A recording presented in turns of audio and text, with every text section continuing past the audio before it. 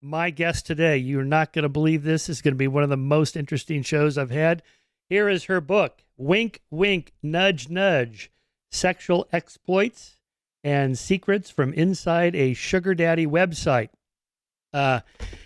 She knows because she was in the inside, first as a sugar baby, and then as I guess, working in the PR department and recruitment and so on, until she wised up and figured out what was going on. Brooke, nice to see you. Thanks for coming on. Thanks for writing this book, by the way.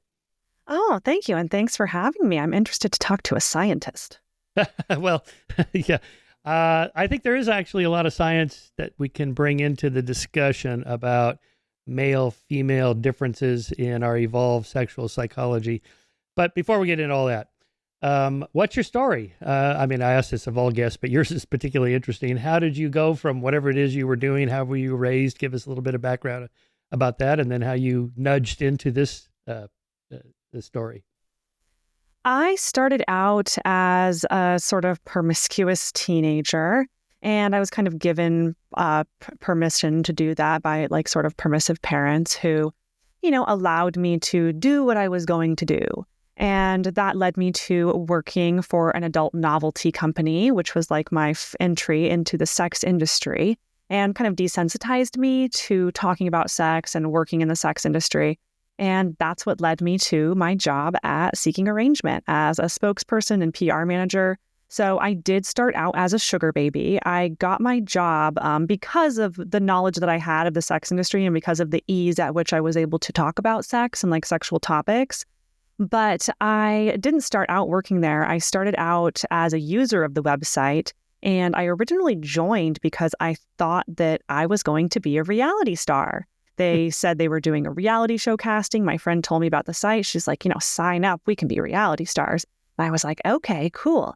So that's kind of where I got my start there, which led me to then like working for the company.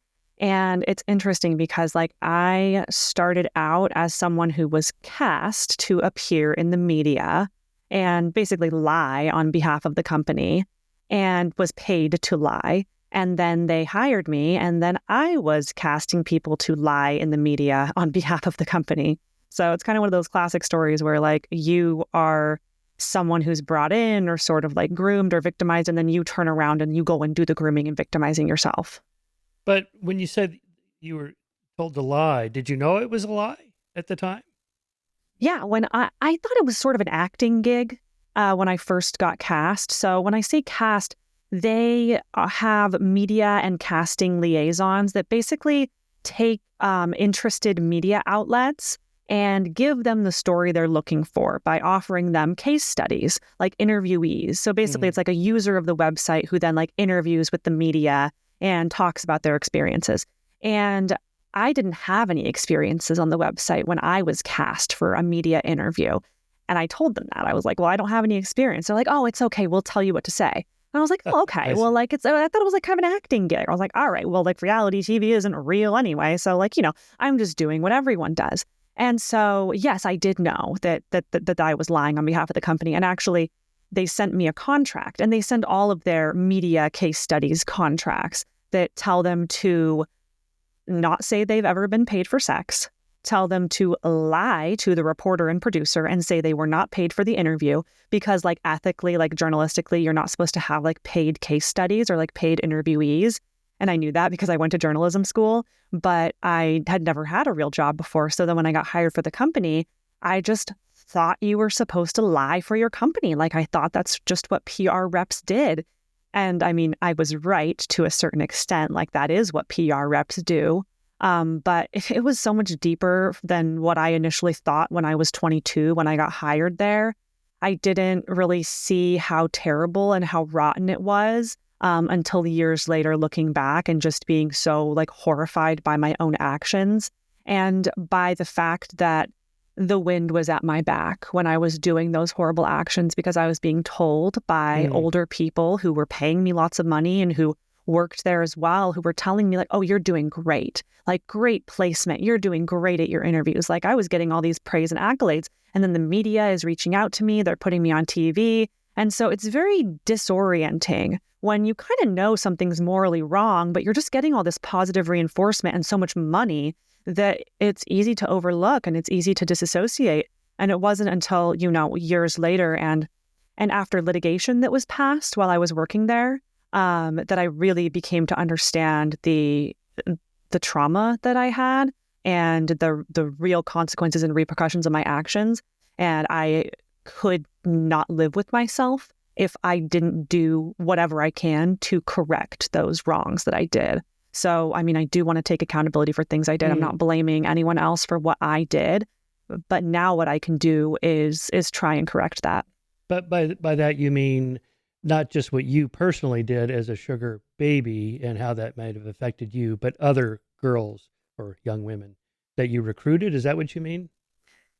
Yes, but there wasn't any recruiting going on of like trying to get sugar babies to join the website. Like there wasn't any like individual recruiting. Like I didn't go out there and say, oh, hey, you'd be perfect as a sugar baby. Like that's not what it was. Like people join the site of their own volition and they engage in their own dates and their own behavior. But what I did do as a media representative is I perpetuated lies on behalf of the company that basically alluded to the idea that sugar daddy websites are not sex work. And it's sort of a paradox because the website exists, right? So like the fact that the website even exists in the first place and still continues to exist years later after legislation passed that actually made it specifically illegal, the fact that the website exists lures people in, especially young girls, because like, I mean, I would say most of the 45, 50, 60-year-old men on the website, they know what's going on. But the young girls that they prey upon, they don't know. And they come to the website and they assume that because the website exists, that it is legal. And they know sex work isn't legal. So because the website exists, it must not be sex work. And then the media is telling you, based on the lies that I perpetuated as a spokesperson, that, oh, no, it's not that. It's not sex work. So people come to the site and join the site believing that it's not that. So it's very confusing. And the way that the website has rewritten the narrative of what it means to be a sugar baby or a sugar daddy, they are telling you it's not sex work. And they're making it to where it's an unspoken thing, where you're maybe not necessarily negotiating a price, but you're certainly being paid for sex. And it puts people in a very precarious position, and I suppose a good position legally, because no one thinks they're really doing it, but that's exactly what they're doing. So it's sort of this like conundrum that I think a lot of girls face when they join the site. And then later on, like I am now, I was 21 when I was joining the site and I'm 33 now. And you really come to see things differently and see exactly the truth of what happened. And, the girls start to look younger and younger. And it was just, it's a problem. And it's a problem that it still exists, especially after, the legislation was passed. Okay, the title of this book is Wink, Wink, Nudge, Nudge. Okay, it's a nice capturing of the concept of common knowledge. This is what my friend Steven Pinker calls this problem of communication where everybody knows what everybody else knows and are talking about. I know that you know, and you know that I know, and I know that you know that I know, and so on. Like the emperor's new clothes, everybody knows he's naked, but no one wants to say anything. Okay. So when you say that, the men know what's going on and the younger women don't know what's going on, what's the going on we're talking about here? Okay, let me just articulate it to see if I captured what you're talking about in the book. The men know that they're paying for sex. They know that these young, attractive women would never have sex with them if they didn't basically pay for it. That's illegal. So they're not paying for sex, technically. They're gifting them, right? They gift you this. You maybe it's like a registry for a wedding or something. I'm registered at Saks Fifth Avenue. You can buy me something there. And then the exchange happens. Now, the guys know that, this would not happen if they, didn't buy something, or at least make the women think that they're rich. Okay. When you say that the women don't know, okay, these are, I'm presuming they're of legal age to do whatever they want, make adult choices, right? They're 18. They're not minors. When I was working for the company, there were minors on the site. And well, then that would be totally illegal, right? Yeah. And we advertised it as, you have to be 18 to join, but the actual mechanics of the website was that you could easily lie about your age or lie about virtually anything because there's anonymity that is encouraged on the website intentionally to obfuscate predators, but also to remove the website of liability of minors on the website. And I know there were minors on the website because I talked to them and because I just saw that all the time while I was working for the website. There's lots of media stories out there as well about that. And I encourage people to go check those out. Well, okay. So you started when you were 20, you were a sugar baby when you were 21. You had your first date, as it were, with an older guy.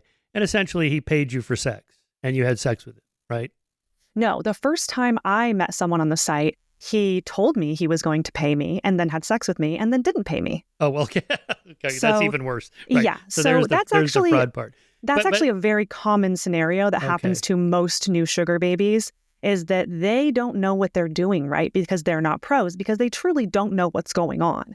And the men prey upon that naivete. So maybe they didn't know what was going on at first, but they quickly learn, and usually the hard way. But I guess what I'm asking psychologically, in your head when you first did this, where you couldn't possibly have been thinking, I would probably have sex with this guy anyway if it weren't for this little exchange we're about to have here where he's supposed to give me something, right? This isn't like a boyfriend you just met at a club and you want to go out with and maybe you're intimate with him, maybe not. This is something different. Did you not know that? I went into it very naive, of course, like most girls do. And I think my naivete was preyed upon, like I said. And in my situation, he told me he was going to take me to Aruba. And I'm not clear on whether or not he drugged me. I think maybe he did. And then proceeded to have sex with me and then kicked me out and never called me again. And I was 21 and it was my first time ever on the website, ever meeting anyone off the website. So I was under the impression that you go on this website, I'm pretty, so people are going to pay me and take me on trips, and I'm just going to get everything that was promised by this website. And the reality of the situation is most of the men are not rich. They do not have any expendable income, and they have no intention of giving you any money, but they're going to use the website as an agency to get the sex that they desire from, like you said, women who would never normally have sex with them. Well, okay, so it's, by the way, it's Seeking Arrangement, and now it's just called seeking.com, right? Yeah, they like to shed their skin. Like to shed their skin? What does that mean? They like to change the name and the marketing and the words they use, and they do that to obfuscate justice and remove themselves from this conversation. Like previously, it was all about sugar daddies and sugar babies, and now that's nowhere to be found. There's nothing about that anywhere on the website, and there's no longer arrangements because those are much too hard to qualify. I see. So if the Justice Department came down on them, they would just simply say, we're just like a dating service like Match.com or Tinder. That is their argument. And up until 2018, I think it was an argument that would have held up, but there was some new legislation passed called FOSTA SESTA. And when I was working there, I thought that legislation was going to shut the website down. But here we are, 8 years later, and the website still exists. Right. So they're obviously dodging the law, or the Department of Justice is busy with other things or something. I think it's a combination of things, but I think part of the reason they've been able to avoid the justice is because of that skin shedding that I talked about. And it's just basically how they change themselves to code as more vanilla over time. But the core member base and the ideology of those members stays the same. The website has been around for almost 2 decades now, and I would guarantee that there are some men who have been on that site for 2 decades. They keep getting older. How did they make money? How does the site make money? The men pay for memberships. I see. Okay. Yeah. And when you joined the young women, aren't they not given like an instruction manual? Like, here's what could happen to you. So avoid this, avoid that. Make sure you get paid up ahead of time. Make sure you got a picture of this guy or his ID or something to protect yourself. And don't they do something like that? Well, when I started working for the company, no, there was nothing like that. And purposely, because the website does not want to get involved in the actions of their members, because that would put themselves in the middle of legal liability, right? But while I was actually working for the company, when I realized how nefarious and how predatory and terrible most of the men were, I launched a website called Let's Talk Sugar. And it was called the Ultimate Sugar Baby Guide. And it was a blog site, like a coaching website, a forum, a YouTube show that, yes, told people how not to get scammed, how to avoid that, how to negotiate allowances, whatever it was. But again, that has all been completely scrubbed from the internet. So that does not exist anymore. And I believe the reason that it doesn't exist anymore is, again, because they're trying to obfuscate justice. So they have removed any talk of coaching, because that would imply that they are coaching their members and they are facilitating that exchange. And when I'm talking about that legislation, FOSTA, when it was enacted, the website Backpage was shut down. I don't know if you ever heard of Backpage or if you remember that one. I've heard of that. Yeah, so it was like a classifieds, and it was like more overt than seeking. And when it was shut down, part of the reason that they had, and part of the reason they were culpable, is because they were doing what's called coaching, is they were telling members what is and isn't allowed on the website. And the Let's Talk Sugar platform was all about coaching people. So I think they completely scrubbed that and got rid of me at the company at the same time, to kind of remove themselves from that sort of liability, but also to make it to where they are far removed from any of the exchanges going on. And that's like very dangerous, because the girls on the website are not pros. Like, they don't know how to stay safe. They don't know what they're doing a lot of times. And that leaves them in situations where they can get like abused, but also like frauded, like financial fraud. Like when you are vulnerable and destitute and you're in a position where you think some rich guy is just going to send you a bunch of money, like it puts you at risk for like financial fraud scams, like the Nigerian prince scam, or like check fraud scams, when you think like some sugar daddy's just going to send you a bunch of money and then you go buy a bunch of iTunes gift cards for him, or whatever the scam might be. So it's like very, very dangerous for people. And yeah, I've heard so many stories, like anecdotally, of horrible, terrible things have happened. And when you started, was there no, I don't know, like user group of women that go, hey, here's off the platform, just somewhere else, where we talk about how not to get scammed and how to make as much money as you can and so on? Tumblr was really big for sugar babies at the time. And there were some like very online type of communities. But, there's a culture of secrecy and discretion around the lifestyle. But also like on the website itself, like there are a series of winks and nudges that tell people to take their dalliances off the website. In no way are they saying, don't participate in sex for money. They're saying, don't do it on the website, which, is just very confusing, especially for people who like are not sex workers, are not pros, and don't see themselves as that. Okay, so after you went to Aruba and got screwed literally or figuratively, I guess, both. No. So when you did your second arrangement, did you like make sure you got paid up ahead of time and you learned your lesson, or how does that work? No, I still didn't negotiate any kind of pricing. I actually really only negotiated one time for sex, and it just like felt so yucky to me. It was like with a married man, and I was just like, oh no, like I'm not doing that anymore. Like I want a rich boyfriend. But the second time I did it, I actually didn't negotiate anything, but the guy ended up giving me $1,500, and I was in his hotel room and I was like, well, I guess I have to like do something for it. So I ended up like giving him oral sex for the $1,500, and like that was the exchange, but it was never spoken. And I think that's what it is a lot of times, is like the girl is willing to have sex and she shows that, and then the guy gives her money that satisfies her, but there is no negotiation. It's unspoken. And the ones who are complacent and complicit are the ones who are then invited back for another party or another whatever, because nobody wants to set themselves up for legal repercussions, right? So the easy way to get around that is all of these like sugar daddy metaphors and the idea that, oh, no, it's not that. And it is an interesting debate, like philosophically, because it's like, if nobody thinks they're engaging in sex work and there is no talk of exchange of sex for money, then are they really doing that? Like, I don't know. I can't be the judge. And I don't want to say that like people who set themselves up for this like are wrong, because like people are going to do what people are going to do. I think I'm like you in my philosophy, like I'm pretty libertarian, and I think people should be allowed to set themselves up for what they want to do. But the problem here is that they don't set themselves up. The website sets them up. And therein lies the problem. Right. Okay, so if you were too open about pricing for sex, $1,500 for oral sex, $3,000 for intercourse, whatever, that would seem, and it probably would be, too blatantly exchanging money for sex, and therefore it's illegal. So it's all done, again, wink, wink, nudge, nudge. You don't say it, but it's conveyed through this kind of common knowledge. I know that I know, and so on, and then it happens. So I guess the company itself has to be careful to stay out of all of that, which is why they don't coach. Okay, I got that. But at some point, date 3, date 4, at some point, when you go, I don't really want to be paid for sex, and yet that is kind of what I'm doing. Did you have like a revelation, like, this is just, I'm not going to do this anymore?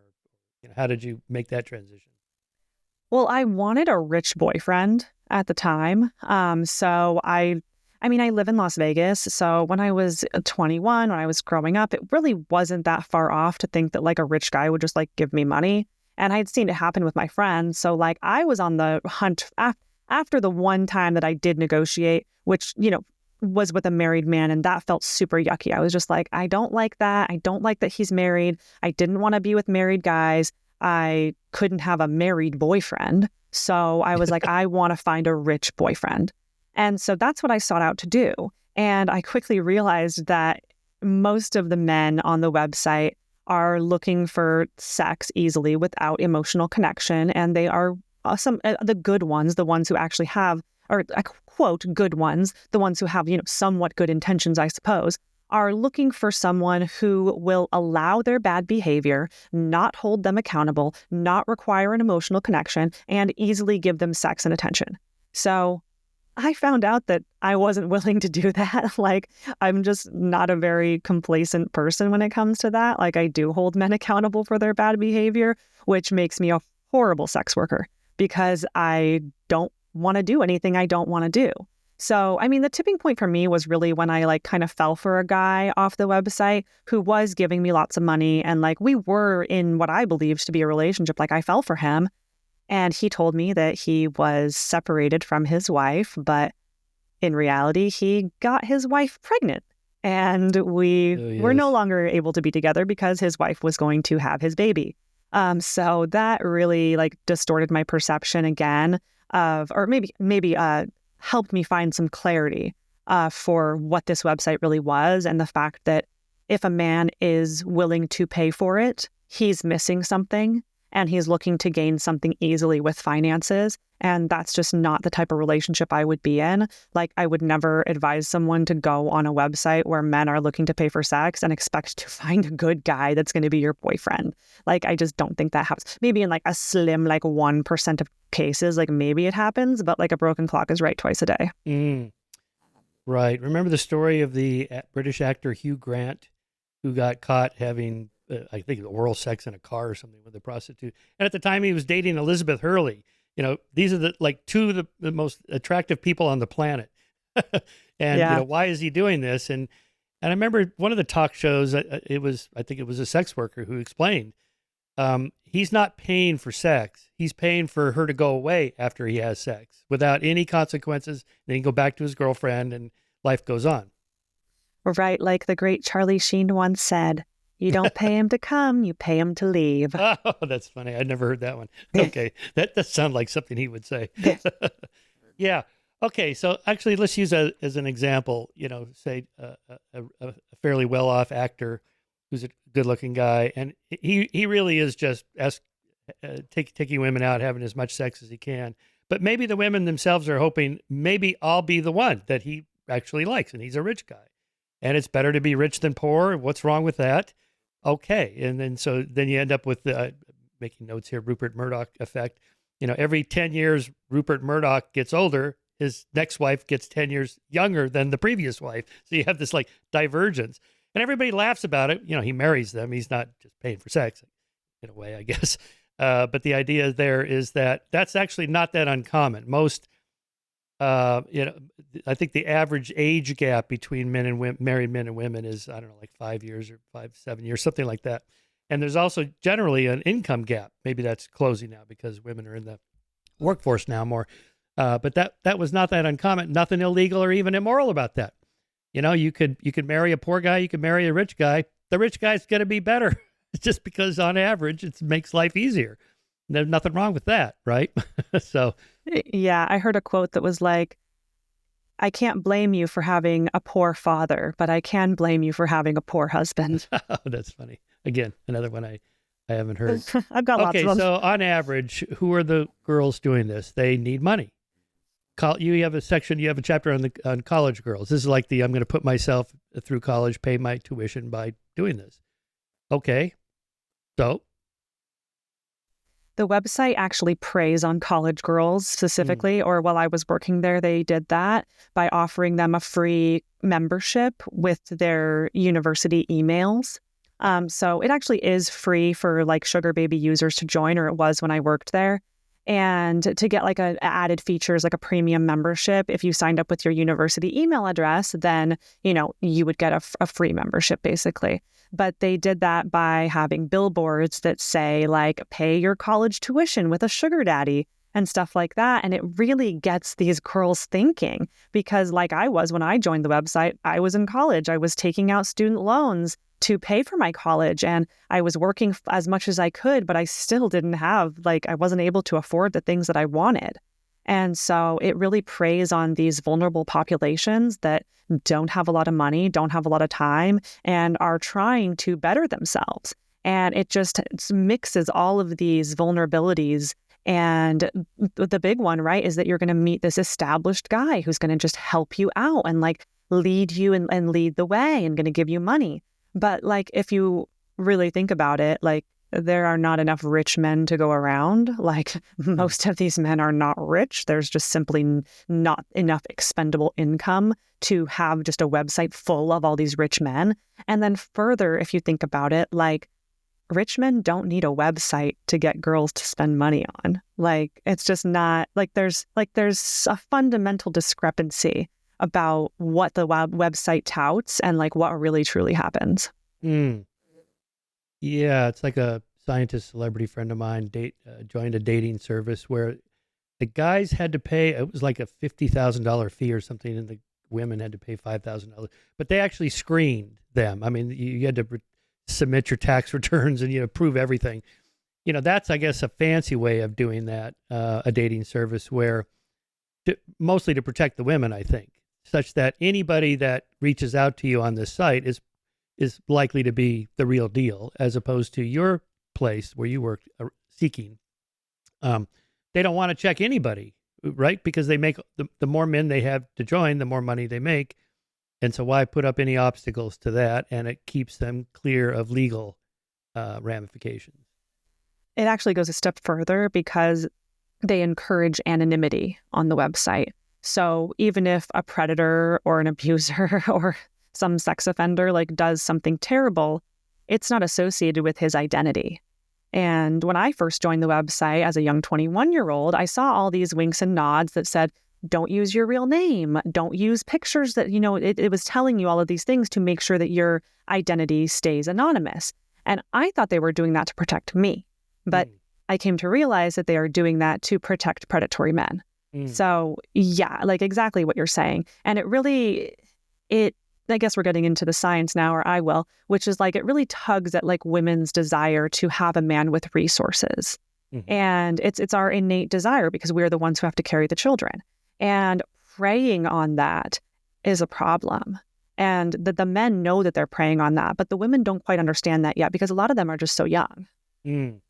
So in part, there's a level of self-deception for the women. I know this is kind of icky, but maybe I'll actually meet a rich guy and it'll work out and we'll become a couple, and then I'll quit doing this and then life goes on and it's going to be great.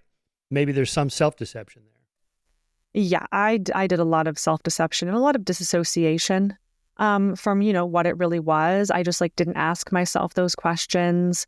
I just kind of kept it moving. And I know it's very hard when you are receiving positive reinforcement for doing terrible things, which happened to me at the company. I was getting lots of money and accolades for doing these things. And then it also happens to the girls on the site who are given more and more money for their complacency. Okay, who are the men? So there's the predators. But what are some of the other kinds of men? Married guys that just want variety. Are there lonely men? Are there men actually looking for dates? Or how does that? I mean, all different types of men, but I mean, the common through line is that they are missing something. be it intimacy, emotional maturity, whatever it is. The majority of the men when I worked there were married and were doing this in secret, away from their wives.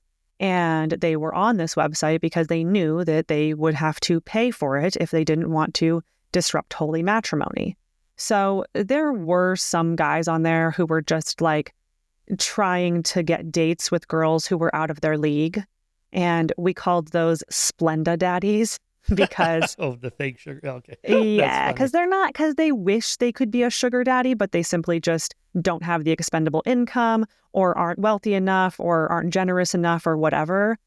So there's that. And then there's like straight up what we called salt daddies, which is the men who use the website and pick up where Seeking's marketing leaves off.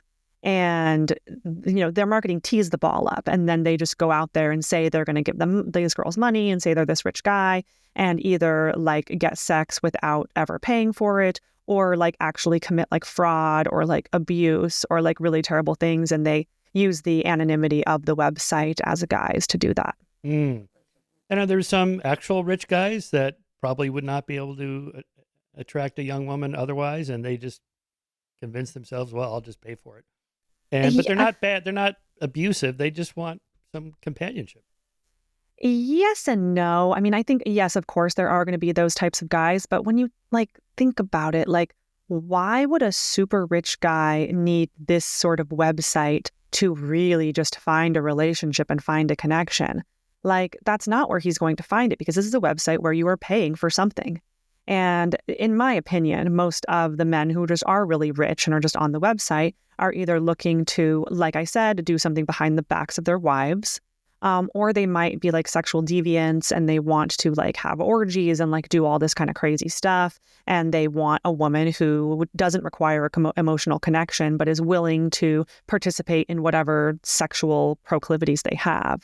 And I think a lot of the men on the website as well like young girls. They like very young girls. And a lot of times being 18 is not a requirement for these men. So they use the website to access those young girls. They're like a Jeffrey Epstein who seemed to like, I don't know, 15, 16-year-olds, maybe 14, something like that. Yeah, that's very common. And I didn't realize that until years of working there. That was the preference for most of the men on the website, is they usually, or they often came to the website because they knew they would find young college girls or even younger than college girls.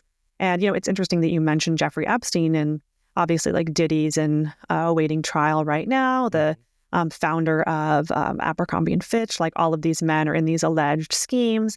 And back then, like back when most of these allegations were taking place, like, 20 years ago, they used the enterprise and the celebrity to get these girls, right? But now you don't need agency or celebrity or enterprise because you have seeking arrangement, where you can easily access a bevy of wide-eyed, naive young girls who, if they have just joined the website, have a little badge on their profile that says new user. So you know about the ones who are new and who haven't been victimized yet. And I know anecdotally, and because I've seen it in the news, that men use this website as an agency for trafficking. So that's when they find the girls, they procure the girls from the website, they invite them to wherever, and then they get other men to pay them for sex. And then how would you distinguish the seeking type sugar daddy website from, say, Tinder or Match or any of those dating sites? The finances are involved. Like on a regular dating site, there is no mention of money. That is not correlated at all. Whereas this website, there is a financial component, and that is, to me, what makes it nefarious. Right. Okay. And then the additional experiences you had before you, I guess, aged out at 24, 25, whatever it was, too old. Right. That's pretty crazy. Were there ever any, just say, I don't know, talk about the best experience and the worst experience? I mean, was it always awful, or was it like, well, okay, this wasn't so bad? I had some pretty bad experiences early on. And I mean, most of that was just like being lied to, being catfished, being manipulated. I wasn't ever financially frauded off of the website, but before I joined the website, I was actually scammed out of money from a guy who I thought was rich and told me to do something for him, and I did it, and then he scammed me out of money. So that was a pretty bad experience. But then when I was working for the company, I had admin access.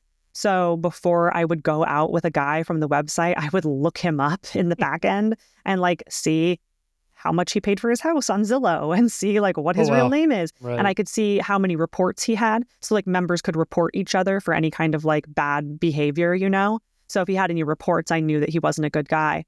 But I mean, the best experience I had was probably the guy that I fell for because I thought that, you know, it was really going to work out for me. He was obviously like giving me money without me asking, and buying things for me when we didn't even see each other. So, I mean, I felt like I really like had a connection with him. But again, you know, he got his wife pregnant and he told me he was leaving his wife, but of course he wasn't. The classic anecdote. Amazing story. By the way, your book is beautifully written. Oh, thank you. The audio version, which I listen to, which you read, which is great because you've got a great voice. Oh, thank you. Really makes a difference. The stories are incredible. That particularly one was kind of heartbreaking. Like, you think we could ever be boyfriend and girlfriend? Yeah, maybe in a couple months. Okay. And then then he disappears. My wife got pregnant. Oh, okay. Yeah. And I mean, I think, you know, most men have the inclination to want to be the hero in their own stories. And they maybe have the best intentions, but they don't really have the follow through on those. So, you know, I can't assume that every single man who uses the website is a bad guy. I just have to assume that if you're willing to pay for it, then there's just something wrong there. Like, why aren't you able to have emotional intimacy? Like, why do you have to do that? And I mean, I know that lies and manipulation happens elsewhere, but like, that's also a problem. It's like, why do you have to lie to get it? Yeah. Well, you know, there's a through line in some feminist studies, maybe a few decades ago, that were pretty critical of the patriarchy in general and things like marriage, in which they said something like, well, in a way, when you're dating a woman or you marry them, you are renting it or buying it being sex, I guess. Although obviously I think we'd make a distinction there because there's an emotional connection. And yet it's not 100% different, right? I mean, there's still kind of, again, it's that common knowledge. You know, I know that she loves me, but it doesn't hurt that I'm a rich guy.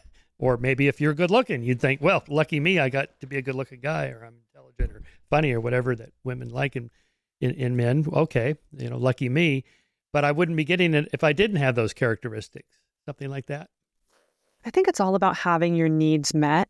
So regardless of whether you're rich or not or whatever, I think if you're meeting someone's needs, then you're more likely to stay with that person. But it kind of goes back to like the biology argument, right? Like women have a desire for men with resources and men have a desire for fertile women.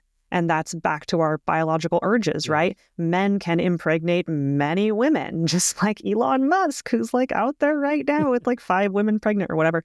And women can only have a finite amount of children. So fundamentally, we view the world differently and we view our desires and needs differently. And I think that discrepancy leads to so many problems in relationships, you know, especially when we're going into like this new style of culture where relationships and marriage is supposed to be much more than it was before, right? Like people expect their partner to be their best friend, their confidant, their sexual partner, their money partner. Like they expect everything from one person. Whereas like 30, 40 years ago, I think people sought those other needs out from other places, be it like their work or their faith, you know, their church community or whatever it was. Like, I think there was just more of a communal aspect when we weren't so tied to technology and the internet.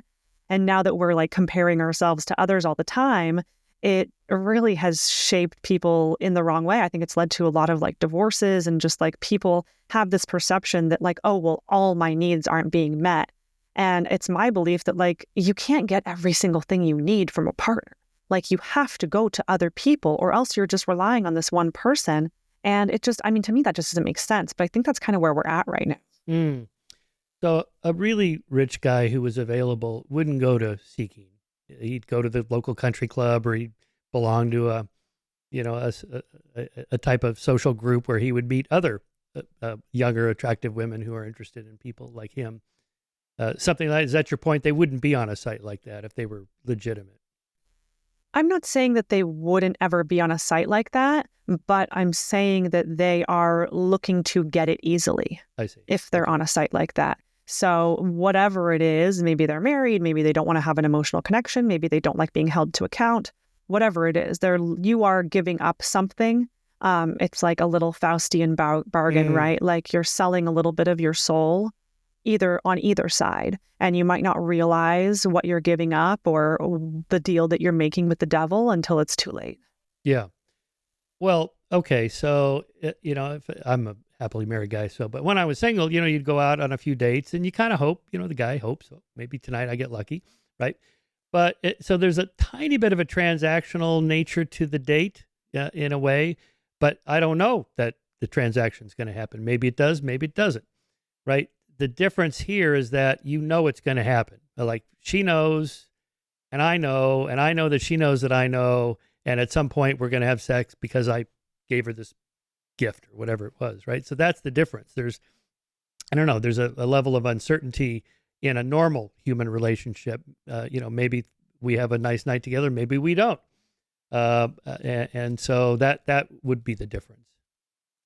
Yeah, that's a good way of putting it. And I mean, the people on the website negotiate their own dates. So it's not to say that every single time someone is getting paid for sex, it's the situations are nuanced, and a lot of times it is unspoken, or a lot of times there is no sex and there is no money. So it's like, it's not always the same every time. So it's difficult to like paint with a broad brush like that. The issue is that, telling a young girl that she can monetize her sexuality on the internet, it erodes her soul. And she might not realize that until she's much older looking back. And, on the guy's side, it's like they're twice, sometimes 3 times that girl's age. Like they know exactly what's going on. But, because of their biology, they are getting what they want. And they are used to easily getting sex because of, porn and all of these things that allow them to easily get sex. So they expect that. And they know they can get it however they want to satisfy those urges. Whereas the women, they can't get what they want all the time because there are not enough resources to go around, right? Which has led to a lot of feminism and us wanting things for ourselves. But then there's a double-edged sword to that, right? Because if we want more of the resources for ourselves, then the men don't have as many resources. So the wealth inequality gap is closing, right? But that means that hypergamy isn't able to take place as often because women are not able to marry up because there are not enough men who make more money than them to go around. So we're at this stalemate in dating where all the women are looking for the high value men and all the men have so many options and are easily able to get sex. And all the other men are just kind of left in the dust. And it's honestly really sad. Yeah. There's the incels, those poor incels. Yeah, I don't remember if you saw there was a Wall Street Journal article on Elon Musk. It was like a Me Too expose, front page. Below the fold, I think it was. But it was a big story. Then they interviewed everybody, all these different women that worked for him, and then he met. But nothing became of it. And as you read the article, it wasn't at all like Epstein or Weinstein or any of those, Bill Cosby. He just wanted to make babies. This is his thing, right? He's worried about the birth dearth that's coming. And he wants to do his share, and he's a guy who probably likes to have lots of different sexual partners and all that stuff. But he never coerced anybody, and it's not clear whether the women he did this with were directly under him, so there was a power difference. In any case, he just skated through. No one said another word about it. It was a kind of a weird thing, but I could see a woman, because he's a good-looking guy, smart, rich, and I could imagine a younger woman going, hey, maybe I'm the one, or maybe I can marry him or have one of his kids and I get taken care of. That would not be illegal. Maybe it's not even immoral, but it's different from what you're writing about here, but how different is it really? I think some of the women that he has children with, I don't know if he has sex with them even. I think he artificially inseminates them and Oh, is that right? I didn't know that. I didn't know about that part. Yeah, right. I think his thing is he just wants to father as many children as possible because he is such an egomaniac that he just thinks that the world would be a better place with more little Elon Musks around. And I mean, I think to a certain degree, lots of men feel that way. Yeah. And I mean, if you can provide for many women, then I mean, I guess that's fine. But the children are not going to be able to have a close relationship with their father. And despite being Elon Musk's son, if you're not having that close emotional relationship with him, especially for a little girl, like it's going to damage you. And that's kind of like one of the issues that I had is like my father was around, but he wasn't really present emotionally. And like now we have a really close relationship, but like when I was growing up, we didn't. And I think that's part of the reason why I sought male connection and why I like looked to men. Like that's like what they call daddy issues. Did is you have like, daddy issues? I honestly, it's funny because like until I wrote this book, I didn't think I did.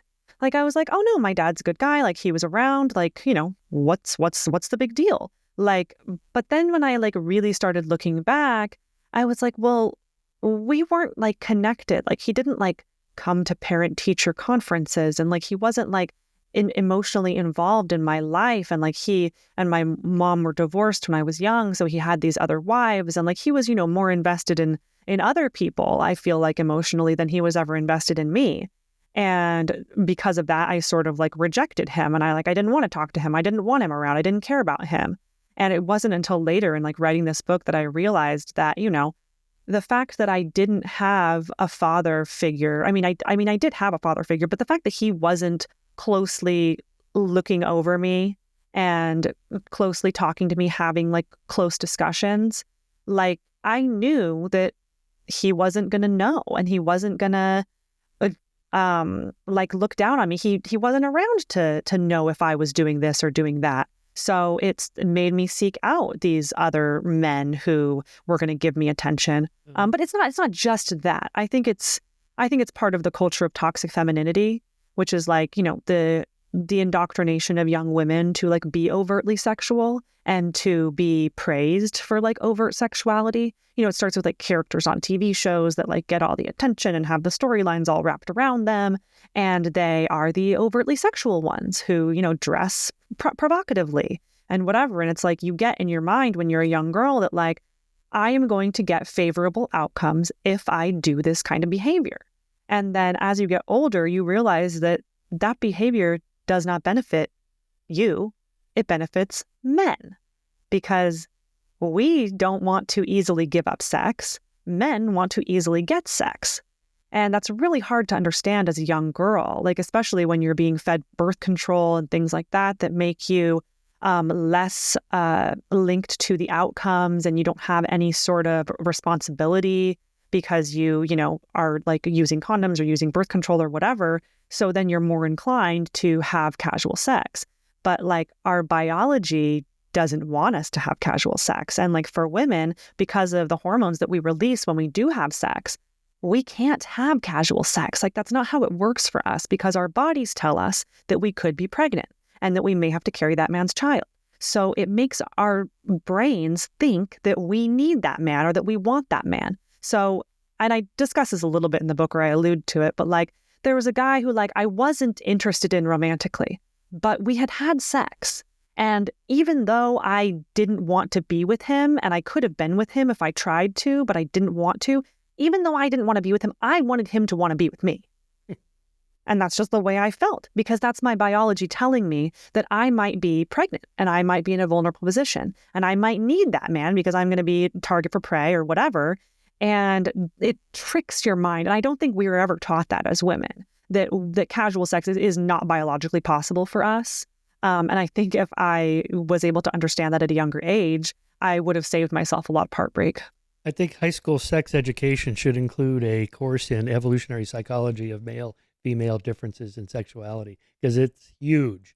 And we've really only discovered this since like the late 90s and the early 2000s, when that became a subject of scientific study. I sent you some links to David Buss's work and others in this. It's quite amazing. But before I get into that, have your parents read this book? It's funny. My mom was always the one who like encouraged me to like speak my truth and wanted me to be very open about sex.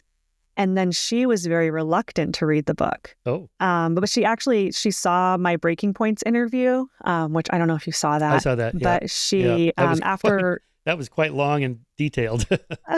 Thank you. I think we're going longer than that. But she wasn't didn't want to read it because she, I think, felt responsible or felt like she didn't do enough. But to the contrary, like I don't have any like ill will. I don't have any like hard, like I love my parents. I think they did the best they could. And I just have nothing bad to say about them. But at the same time, like I have to say what happened. Like this Did is what they know happened. you were doing that when you were working as a sugar baby? My mom did, and she was of the mind that like, girls will be girls and like you're gonna do whatever you're gonna do, so at least you can be safe.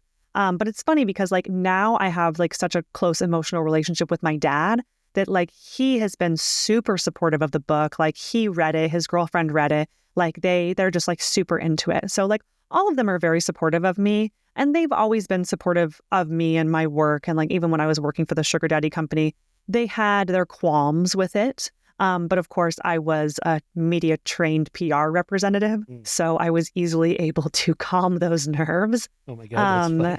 And, to my detriment, I guess, because I mean, I was an adult. Like, what are they going to do? They can't, and they knew this. If they were going to try and tell me what to do and try and lord over me and control me, then that would only push me further away from them and cause me not to talk to them and cause me. So it's this very fine line that I think parents have to walk. Which is a big reason, part of why I wrote the book, because I know it is a difficult conversation to have. And I know that parents don't want to have that conversation with their kids, and the kids don't want to hear it from their parents. So hand them this book. And if they exactly. if they still want to engage in that behavior after reading this book, then at least they're doing it informed and they know what they're getting into. But I just feel like it should be required reading for anyone who's like even thinking about monetizing their sexuality online. Yeah, they should give your book out in high school sex ed classes. Don't even think about doing this. If you do, read chapter 17. No, and I mean, that's not even what I want to say, because like people are going to do what they're going to do, right? Like I'm not telling anyone to do this or that. I just wish people were more informed, and I wish people had the resources to be more informed. And I really do want to like get on college campuses and just tell people about this, because that's who the target demographic is these young college girls. You should do that. You should go on the lecture circuit to universities. And I've done that for decades. I've been in the college lecture circuit, and they would love stuff like this. They can't get enough sex type topics. Yeah, you should do that. Well, I would absolutely love to do that. It's I'll put you actually in touch with my lecture agent. He's always looking for new people. Thank you. Yeah. Yes, that's important. It's so funny you said that, because that's one of my goals I've manifested for this year is to like be more involved. I swear, I literally spoke it into existence, and now like hopefully there we go. You'll be able to connect me. But I would appreciate that. I will connect you to that. Yeah. Thank you. It's an interesting industry. Okay. Well, I was going to mention I have an adult daughter, roughly your age, pretty close, just 2 years older than you. And if she did this, first of all, I would not be happy about that. But I don't want any details. I would never read. If she wrote a book like this, I would never read it. I don't want to know. I don't know. There's something psychological, incest. I don't know what it is. I don't want to think about my daughter having sex. It's like, whoa. And I'm sure she feels the same way in reverse. I don't know. It's so funny, because I thought that would be the reaction from my family, and I kind of like expected nobody to want to read it. And I was fine with that. But then when people were like wanting to read it, I was like, ooh, like, I don't know how I feel about that. But like, I mean, people are going to do what they want to do. And if they want to read it, and I know it's more difficult for people to read it when they do know me, because they like feel bad for me.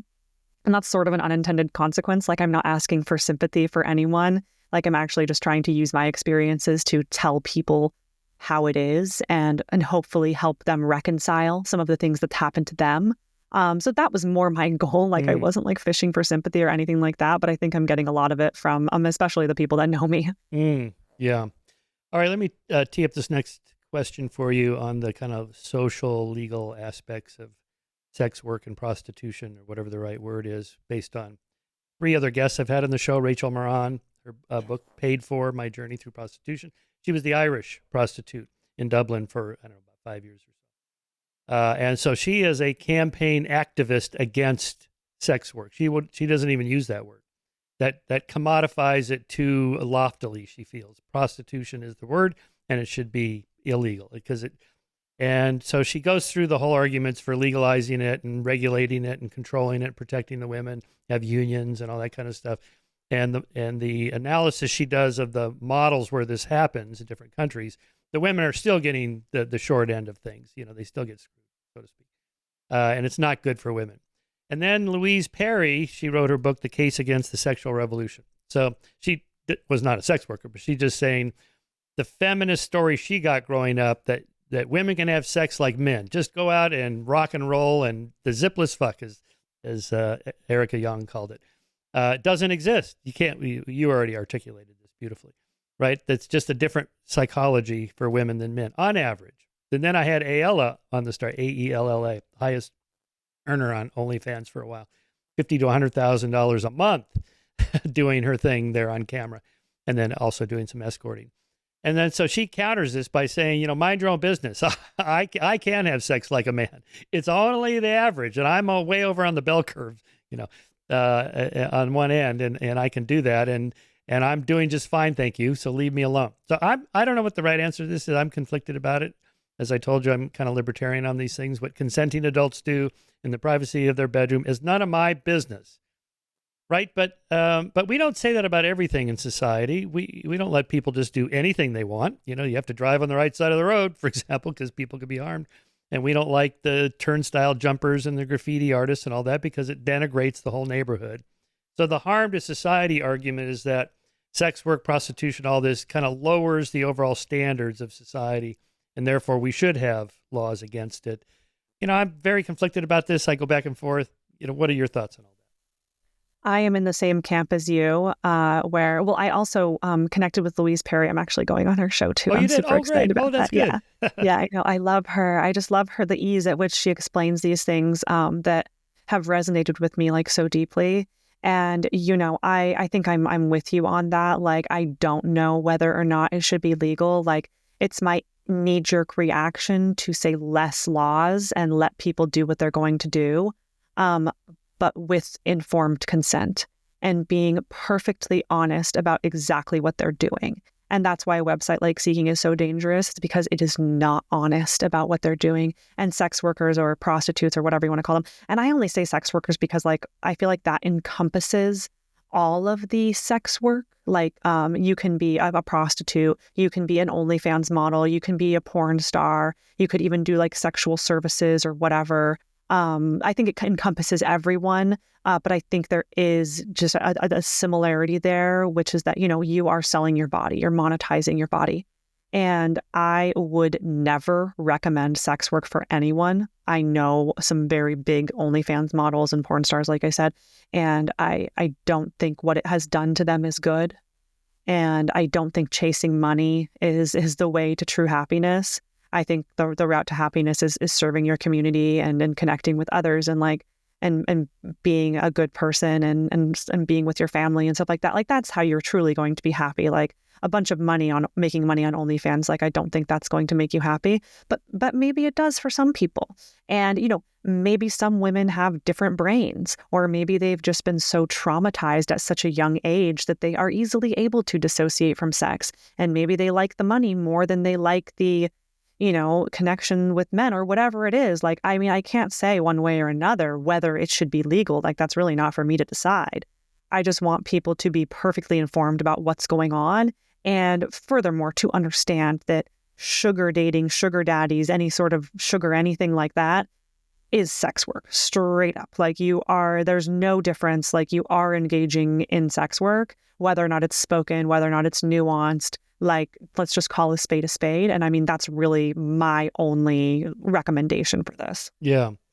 Well, on a related topic like polygamy, why would I not be in favor of that? What do I care? Again, consenting adults. But if you follow those stories, these are mostly these fundamentalist Mormons living in these kind of small communities in Utah and in Colorado and northern Arizona.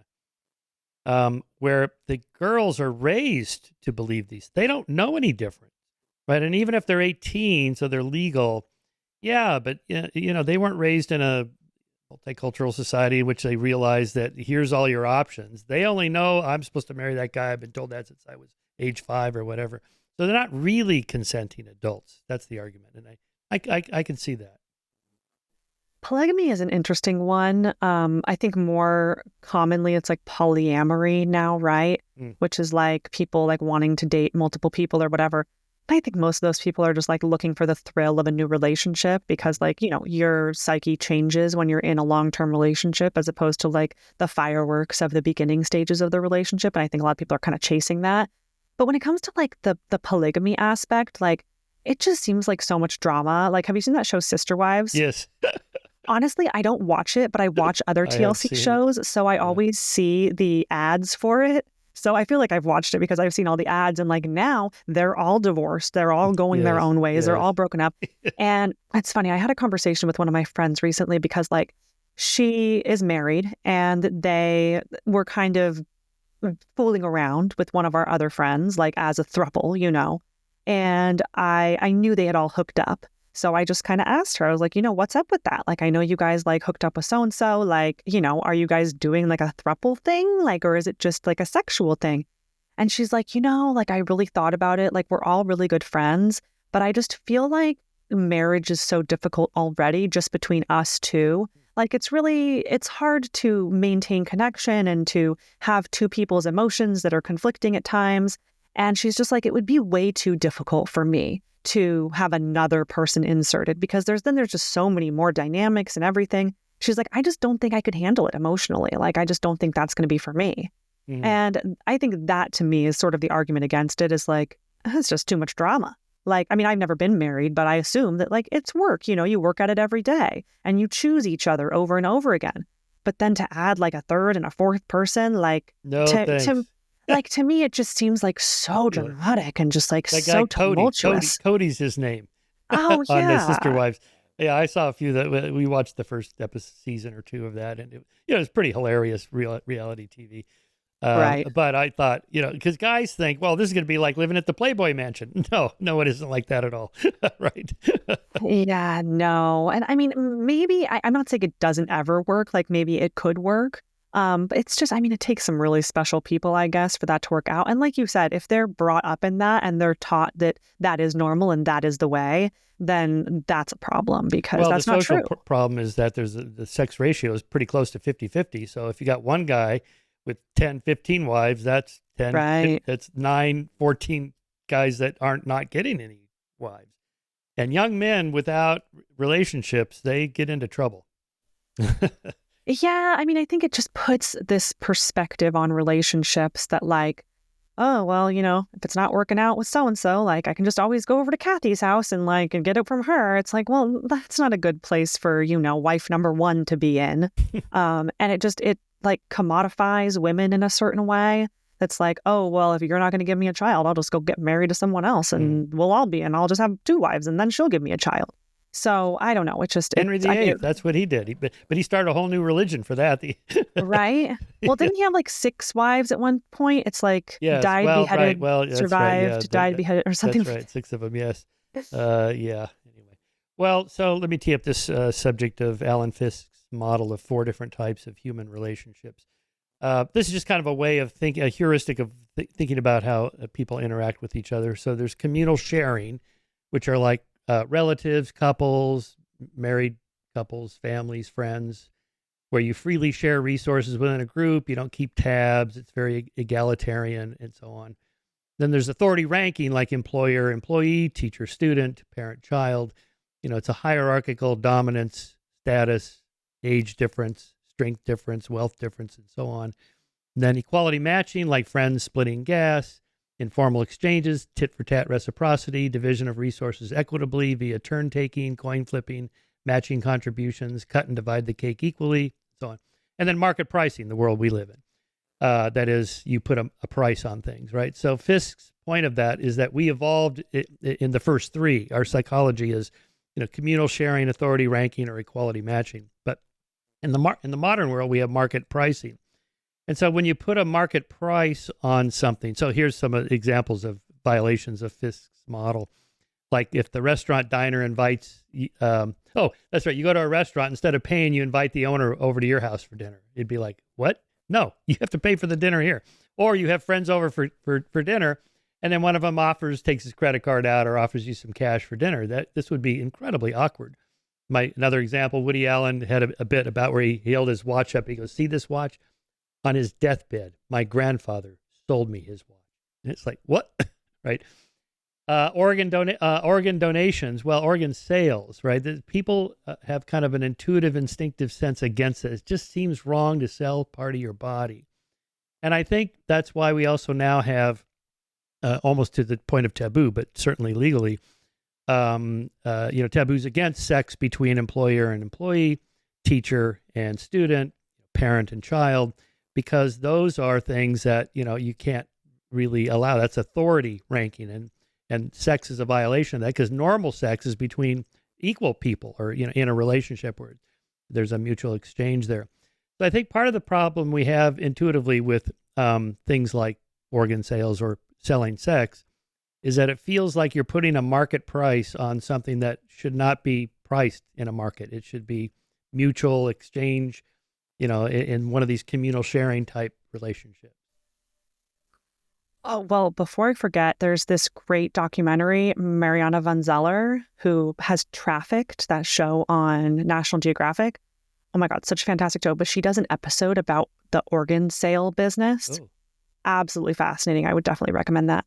But yeah, I mean, the idea of like paying for sex, I think it is the market side of things, but also the authority side of things masquerading as the community. Mm-hmm. So therein lies the problem, right? Is that people are thinking it's one thing, and especially like the young women who do it, they like think they're empowered. They think that this is their choice, and maybe it is to a certain extent, but later in life they realize that, the men have the wisdom of age and they hold all the money and they have, the resources. So they are the ones in control and they are the ones in power. And if you're trying to trick yourself and tell yourself that you're in power because you're getting paid for it and you're owning your sexuality or whatever, like maybe there's an argument to be made there. But for me, and I think for lots of women, that's just not possible. Like, it's not how we can do things. So yeah, it does feel yucky to put a price on it. And, furthermore, when you have been paid for sex, I think for me anyway, like I feel like I'm dishonest if I don't share that with a partner, like my future partners. And like, I mean, I have so few of them, like as of the last like 5 years, that like I haven't run into any issues with like sharing that with someone. But I think most women who have been paid for sex, they don't share that with their partners and they pretend like it never happened. And to me, I just can't do that because I feel like I'm being dishonest. And if I am going to sleep with someone, if I am going to be with someone, like not only do I have to like be in a relationship with them, but I also have to tell them and have them still want me, even though other men have gotten it so easily. So it kind of puts... What is the response you've gotten to that when you do that? I've only had to share it with like a few people, because I just like don't like sleep around or anything like that, and I like have relationships. And I mean, the response has been like, I don't want to say good, but it's just they're accepting of that, and understanding of that, and they still want to be with me despite that, because everyone has a past. And I don't want people to judge me off of the person I was when I was 21. Like I would rather them make... Nobody should want that. Yeah, right. Like I would rather them make judgments off of me now and off of what I've shown you now. But I mean, same for them. It's like I don't want to know what my partners did when they were young. Like I don't want to know that. And like my partner now, like he doesn't want to read the book. And I'm fine with that. I honestly don't want him to, because like I wouldn't want to know about his partners. Like I don't want to know about like who, like all the people that I don't want to know, and he doesn't want to know that about me. Like that's not what our relationship is about. I mean, he's supportive and everything like that, but yeah, I think I guess it's personal, right? Like it's based on your personal wants and desires. But yeah, I mean, I think there is an innate reason why it feels so yucky. Mm-hmm. Have you followed the Lily Phillips story, the woman that slept with 100 guys in one day? How could I possibly avoid it? Yeah, I know. It has been everywhere. What do you make of that? And she's so young. She's 23. And I mean, I haven't watched the documentary, but I've watched clips and like I've just heard so much about it. And, she starts crying and she's sad about it afterwards. And I just think it erodes your soul and it just takes a toll on you mentally and physically.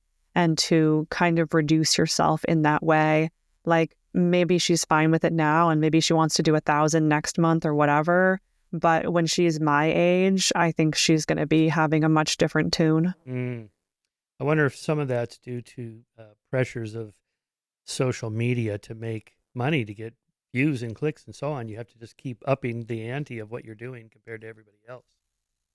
That's a very good point, because there is such a saturated market right now, like especially with OnlyFans and that kind of content in general. And the only way to get eyes on you and to get more followers is to up the ante, like you said. So they have to do more crazy, promiscuous things in order to even make a dent or even get any sort of money in the market. And, I think she's talked about that, and lots of other OnlyFans creators have talked about that, that they only do these crazy things to get more followers. And they only say like rage bait type content to get more eyes on them, because that's the way they make their money. And they're not thinking about the repercussions of that or how they're going to feel about that later. But I mean, it's so hard to explain to a young person how they're going to feel in 10 years. Like, especially for like a young girl, like I think we just change so much over that course of like 10 years between like 20 and 30. Like you really, truly become a different person. And then you throw birth control in there and you get off the birth control. And like a lot of women are saying now that they're just like a completely different person off the birth control. And I can attest to that, because like Dr. Sarah is making her rounds now. She has a new book. And because birth control adds hormones to you, it changes the signals that your mind delivers and that your body delivers. And then I experienced this for myself, so I can attest to the fact that it's true, at least in some cases, that you off birth control are attracted to different men than you are on birth control. Really? And some women report like going off the being married and then going off the birth control and like not being attracted to their husband anymore, and like just having a completely different ideology. Well, yeah, because like when you're being fed hormones and you are, your body is feeling a type of way, right? Because it thinks you're pregnant or it thinks you're whatever. It's like, well, when your body thinks you're pregnant and you're giving yourself those progesterone hormones that lead you to believe that, then your mind changes. Because as women, we are, risk averse. We are, thinking of the future because we have our offspring to think about and care for. And it's when you're put in that mindset, you think differently, and you base your actions off of that. So it's funny. I actually just did a YouTube video where I'm like kind of talking about my journey through birth control and going on it. I was put on it at a very young age, and then I went off it, and then on it, and then off it, and then I went on it one last time. And when I was around 30, and going off of it, the last time, I felt like such a sense of clarity. Like I had been off of it for a little while and I felt some clarity. And then I was with a partner and I was like, all right, well, I'm going to go back on it for this partner. And it made me just so emotionally volatile. And I felt like I needed that man. And I felt like I really wanted to be with him. And I was truly doing everything I could. And then when I went off the birth control, when we broke up, I was like, I don't want to be with that man. Like, I don't even like that man. Wow, yeah. That's an incredible effect. How old were you clarity. How old were you when you started? 13. 13. Wow, right in the middle of the pubescence and adolescence and all that stuff. Incredible. Oh, by the way, technical question on the being a sugar baby. How do you protect yourself from STDs and pregnancy and all that? Or don't they give any guidelines for that when you join? No, and on purpose. They don't give any kind of guidelines for relationships because they tout themselves as a dating website. So just like any other dating website, they that's the sort of guidelines they follow. Did you ever ask the guys, I got to see your latest medical report or anything like that? I mean, I would just use condoms, and I was on birth control. So, which actually, I know some women report like being less sexually desired or having less desire for sex when they are on birth control. But I think I was actually the opposite, maybe because I was on it from such a young age. But like I had more like sexual desire and I was like more promiscuous when I was on birth control. And maybe it was the hormones or maybe it was just the fact that I didn't have any repercussions to worry about. But in any case, like it's not for me, Yeah. Well, there's this idea of the environment of our evolutionary adaptiveness, the EEA, that evolutionary psychologists talk about. one of which is this whole risk-averse psychology that women have because of the potential for pregnancy and STDs and so on that you carry much more than men.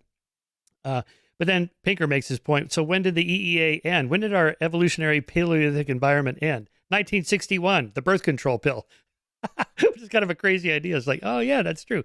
Until it really became certain that you could, well, not 100%, but way better than the rhythm method or whatever people did before that.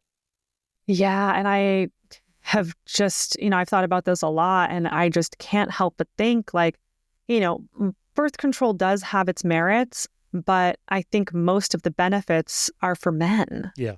Because then men don't have the responsibility. Right.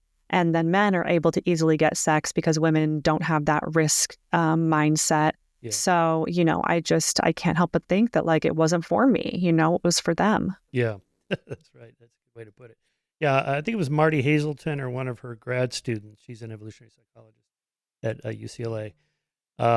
And was a study showing that when women are in the most fertile part of their monthly cycle, these are single college-age women.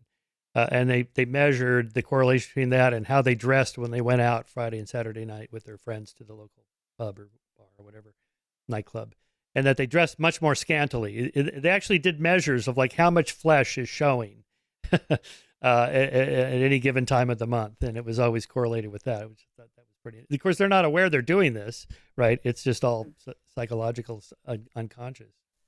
That is very interesting. I hadn't heard of that one, but it makes perfect sense. And like, I track my cycle now, and I track my moods and my emotions and my symptoms using an app, because like everything is cyclical for me. And, when I'm ovulating, I feel certain types of ways. There's this really great app called Stardust that like shows you your different hormone levels and like all kinds of things. And that's really helped me like not only get a handle on my emotions, because like, women are more emotional when they are PMSing or when they have high progesterone levels or whatever it is. And it just helps me to mitigate that a little bit and just like kind of reel it in and realize that like, I'm not crazy right now. I just like have high hormone levels or whatever it might be. And I think most women, get kind of flagged as being like super emotional or they're PMS or whatever. And it's because we're not really taught to kind of track that and like hone that in. But it's funny, another study I saw about the ovulating thing was like, men find women who are ovulating more attractive. Mm-hmm. And it was like women dancing behind a screen. So he can't even see her. All he can see is her shadow. And he was ranking like how attractive he finds her. Mm-hmm. And the ones who are ovulating are the most attractive. And that's like a common thing. Whoa. Yeah, is like women are always more attractive, or the men are always more attracted to them when they're ovulating.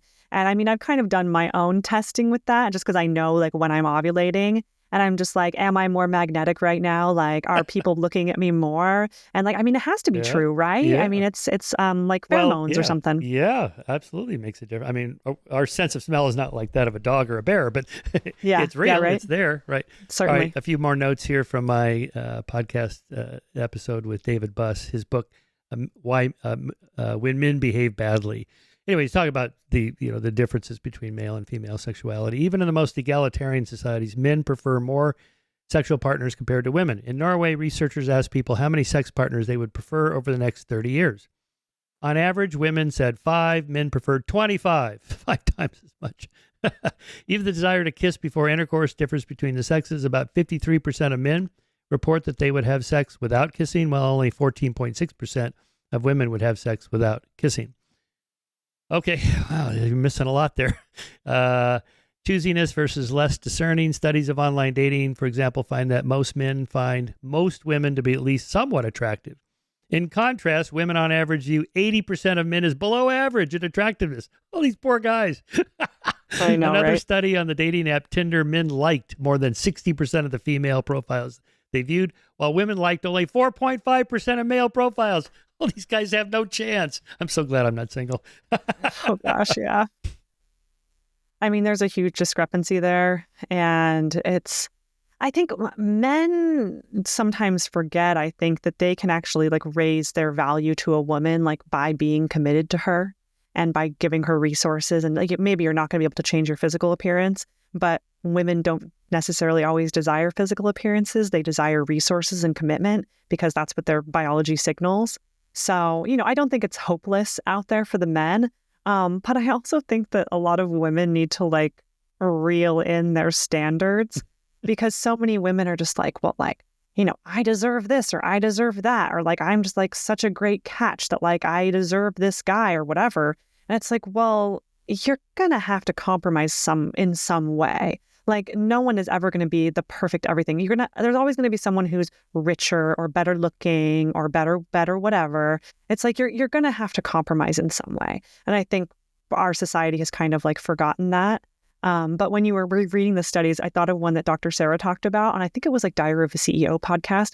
She was saying like there was a study where like attractive woman and an attractive man went around a college campus and basically like propositioned random people.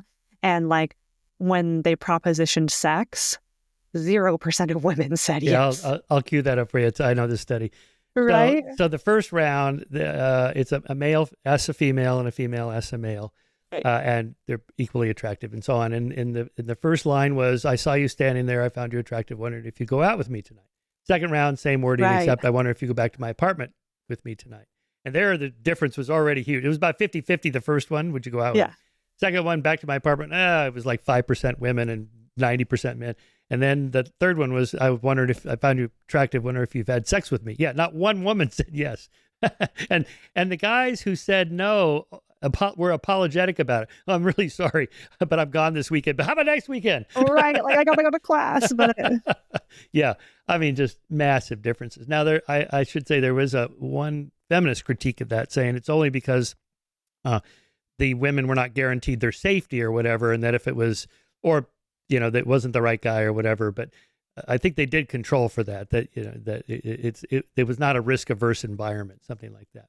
Anyways, sexual regrets. Sexual mistakes are viewed differently. Research indicates that when asked to reflect on their sexual history, women are more likely to regret having had sex with someone, while men are more likely to regret having missed out on sexual opportunities. There's another difference. Yeah, that's one of the reasons I stopped having casual sex years ago, was that I usually regretted it. I usually regretted it when it wasn't someone that I was connected to, or it wasn't a partner who I felt like was committed to me. And, because of that, I just stopped having sex with random guys. I was like, you know what? You're going to get everything you want and I'm going to regret it. So no, I'm not going to do that. And, that kind of takes me out of the running for a lot of guys who are wanting to have sex quickly or whatever. But I don't know. I think there is such a discrepancy there.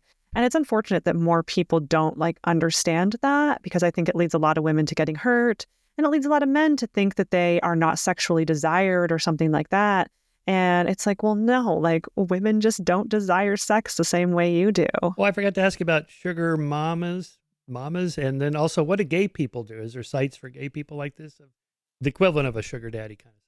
Yeah, no, there were gay users on the website, sugar daddies, and we called them male sugar babies. Oh, I see. But yeah, and there were also sugar mommies. But, like we're talking about, biology doesn't really dictate that a woman would want to go on a website like that and pay lots of men for sex.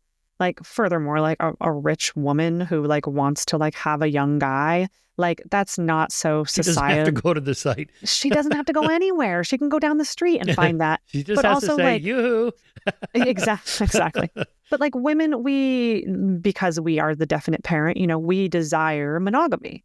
And, that's just how we kind of feel. So if a sugar mommy was to get on a website like that, she would just get off of it when she finds her partner, because women want to be monogamous. Whereas the men keep coming back year after year after year because they want as many women as possible, and they are certainly able to get that. So yeah, I mean, it does happen. And there were lots of the gay sugar daddies. And I think that it's a little bit different, right? Because the male sugar babies, the gay ones anyway, they are men. So they don't necessarily view sex the same way. They're not usually trying to find a life partner. It's a bit more promiscuous culture. So I think there was just a lot of differences there. Oh, by the way, another one of these studies I liked was that because women like intelligence in men, and a college degree or more is a proxy for intelligence, that for every degree a guy had, the perceived height went up by 2 inches, his height, because women like taller men. So, Right. because I'm only 5'8", okay, I'm 5'7". I don't know why I lied just now. Anyway, but I have 3 degrees, right? So I'm like 2, 4, 6. So I actually made it up to 6 foot, which I've always wanted to be. Right. That's really a funny study. Okay, per what you were just talking about here, another note from the David Bust study here. Why do people cheat on their romantic partners? For men, it appears to be the main reason they stray is the desire for sexual variety. In fact, men who cheat are just as happy in their marriages as men who are faithful. In contrast, women who stray are often unhappy in the relationship. Women who have affairs often want to detach themselves from relationships in which they are unsatisfied and seek a better partner. In fact, only 30% of men report falling in love with their affair partners, while for women it is 79%. Wow. Yeah. I mean, I heard a quote that's like, women cheat because they're, not in love. Men cheat because they can. Yeah, because again, yeah. Yeah. Be that, moral aspects of it, or just, the ability to keep it a secret, or enough money to pay a sex worker or whatever it is. But yeah, I mean, that definitely tracks. And I think, well, isn't there also a study, something about like men are more hurt by physical infidelity, like having sex, and women are more hurt by emotional infidelity? David Buss wrote his book on jealousy, and he's got all that research. It's not just him; he's just compiling all the research. There's hundreds of people that work in this area, but that men and women are equally jealous at the idea of infidelity, but they're jealous about different things. Women are more concerned about, and they ask, "Are you in love with her?" Because that would be the key. If he's going to leave me, then I'm going to be, in big trouble resource-wise. What men want to know is, did you enjoy having sex with him? And the answer better be no. Right. No, I hated it. And then the other weird one about that's in the book was that the first thing the guys wanted to do after they found out that their wife had sex with somebody else was to want to have sex with her. I want to get my boys in there to combat the other. And this supports this idea of different kinds of sperm cells. There's the impregnating, I forget what they're called, but the one that does the impregnating. And then the others are like little warriors that fight off the other guy's sperms that are in the vaginal canal. Yeah. Yes, I fully heard that. And I also learned in college in my human sexuality class, this one always stuck with me, but she was talking about the shape of the head of the penis, right, that is designed to like scrape out other men's sperm on the way out. I don't know if that's true or not, but like big if true. Yes, that's in that book too. It's a book. Oh, it is. Bellis and I forget the 2 researchers now, but it's the Sperm Wars. The book is called The Sperm Wars. Ooh, it has been criticized. I should point that out, I haven't looked at the literature in a while. But the idea was that the head of the penis is like a piston. It pushes in, and then when it comes out, it pulls out, the other guy's sperm or whatever. I don't know if that's held up, but it's an interesting factoid if true. I mean, it is interesting, but it kind of tracks when it comes to like the way men feel and the way, because that's like the Elon Musk desire, right? It's the desire to spread your seed, not other people's seed. Here's what I wrote in the moral arc about the morality of the biblical overlords who had no qualms about taking multiple wives, adultery, keeping concubines, and fathering countless children from the many polygamous arrangements. The anthropologist Laura Betzig has put these stories into an evolutionary context by analyzing the Old Testament. She found no less than 41 named polygamists, not one of which was a powerless man. In the Old Testament, powerful men, patriarchs, judges, and kings have more sex with more wives. They have more sex with other men's women. They have sex with more concubines, servants, and slaves, and they father many children. And not just the big names. According to Betzig's analysis, men with bigger herds of sheep and goats tend to have sex with more women and to father more children. Most of the polygynous patriarchs, judges, and kings have 2, 3, or 4 wives with a corresponding number of children. Although King David had more than 8 wives and 20 children, King Abijah had 14 wives and 38 children. King Rehoboam had 18 wives and 60 other women who bore him no fewer than 88 offspring, but they were all lightweights compared to King Solomon, who married at least 700 women. There were Moabite, Ammonite, Edomite, Sidonian, and Hittite women he married. Then for good measure, he added 300 concubines, which he called man's delight. And then I wrote, what Solomon's concubines called him was never recorded. Oh my gosh, that is absolutely wild. Yeah, I was watching, oh my gosh, one of the terrible reality shows that I like.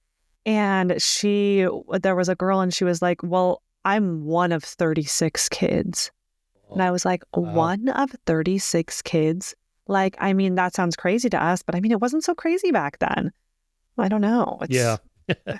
I mean, it's yucky to think about now, but I mean, if somebody can provide for that many children, then like, Well, I yeah, guess. but the problem is long-term social stability. Yes. You know, what are the guys that are not getting any? What are they going to do, right? So, in a way, marriage is really good for social stability in a political system. Oh, for sure. And I think it adds so much more to your life, right? I think there's another study that's like men who are married live like 7 years longer. And I Oh, think, yes, absolutely. Yeah. I think women live 4 years less. Yeah. Something like that. Oh, no, I haven't heard that part. Okay. I think something like that. Well, because the women are, you know, they're devoted to their man and they're making life easier for him and making him less stressed out, giving him sex. So, you know, he's more likely to live longer. So you hear that, men get married. Well, there was also studies showing testosterone levels in men drops when they get married, or not when they get married, but when they have children.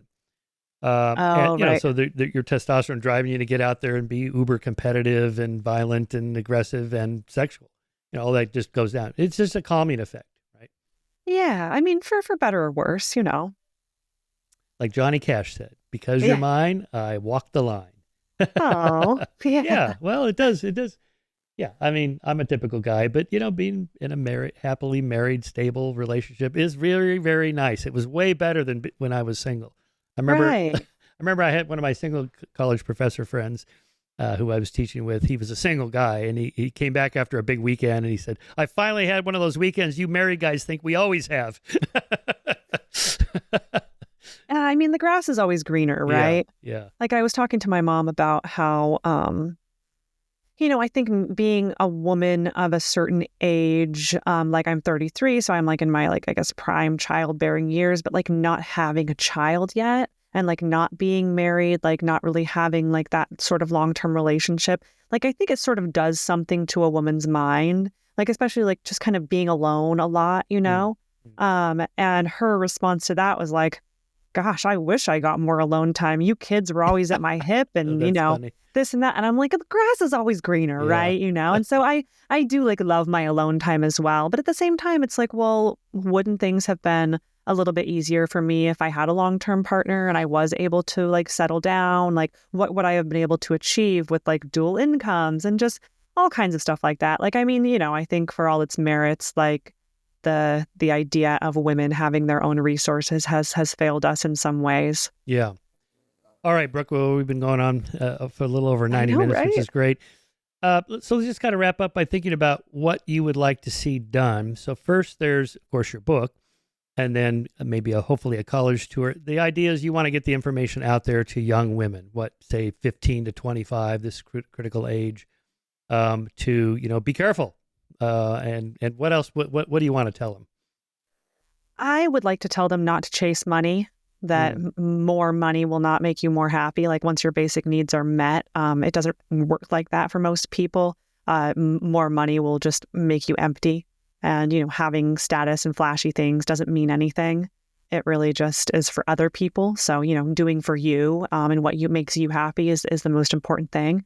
And yeah, like you said, you know, 15 to 25 is definitely a demographic I want to hit, but also women who are older or even men who have been involved in this lifestyle and are confused about what happened to them or aren't really able to process that or haven't taken the time to kind of process what happened to them. Because I think some really terrible things happen to people who join these kinds of websites. And it's very difficult to bury that shame and to just disassociate from it and not think about it. I mean, I've been so much like happier and felt so much lighter now that I have like taken account of what I did and tried to get it out there. So that's what I would encourage people to do is like try to write about what happened to them and like kind of release their shame. But yeah, I mean, in general, just like I think getting people to think a little bit differently about the stories they've been told and the stories they tell themselves. And I think Sam Harris, like I like his podcast or his app a lot, Waking Up. And one of the paradigms he talks about is like, just because you believe something doesn't make it true. So I always challenge myself to that too. Like, just because I believe that, does that mean it's true? Like go out, and especially in the age of the internet when like the online world is like more real than the real world. I think we need to like challenge some of those beliefs. And yeah, those are some of like my bigger goals. Yeah.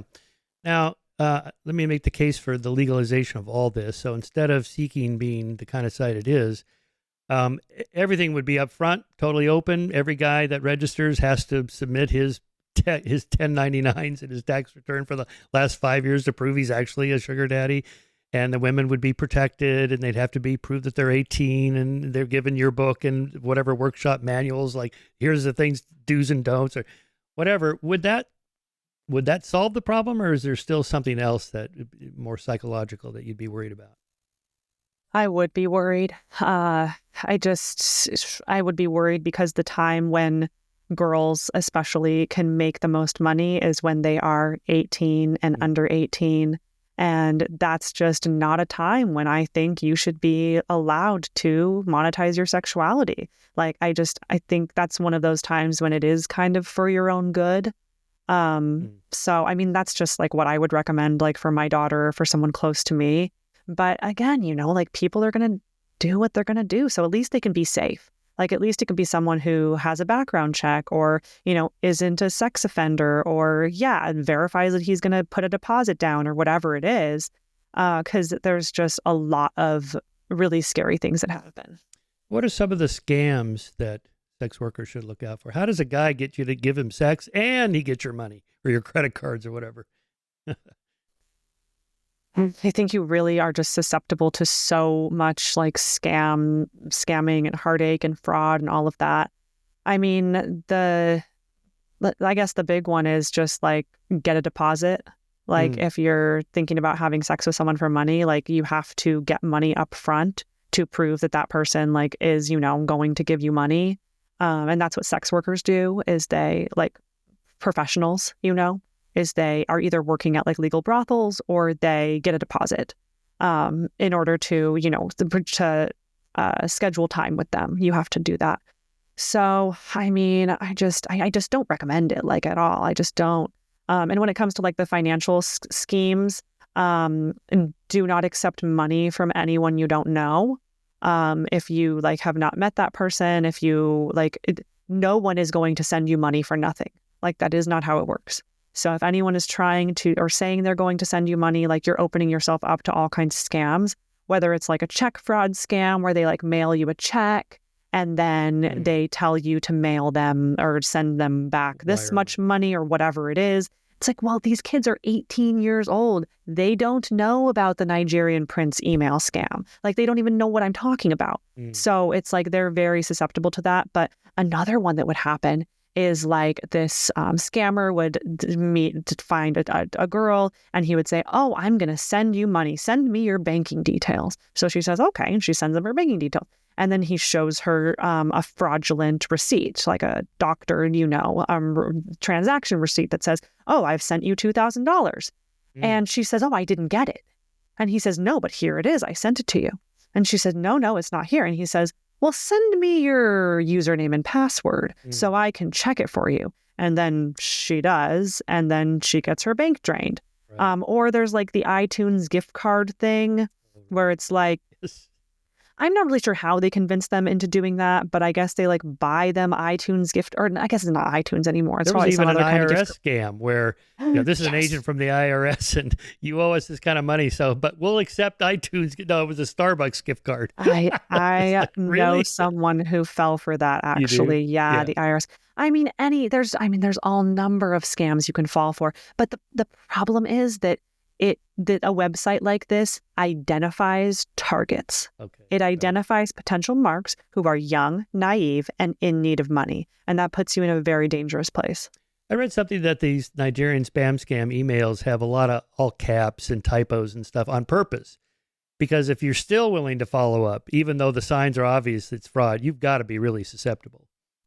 Well, like what's the one, this must have been from like the 70s or something, like the Angels, like where these guys would write letters to these women, but like it wasn't really a woman writing back to them. And then when it came down to like them getting legal repercussions for doing that, like whoever was running the scheme, it ended up that like the men who knew they were involved in the scheme, like who were writing the letters, they actually testified on behalf of the people that were scamming them, because like they got what they need. Like they wanted to talk to someone. They wanted to have this fantasy of where it's the same thing with the OnlyFans. It's like it's a parasocial relationship, right? Is like the idea that you're really talking to this girl. And like, maybe you heard this from the OnlyFans model that you talk to, but I know some personally, and like, they don't message these guys on the app. You know who is messaging them? A fat gay guy behind a computer screen right. who is telling, you know what but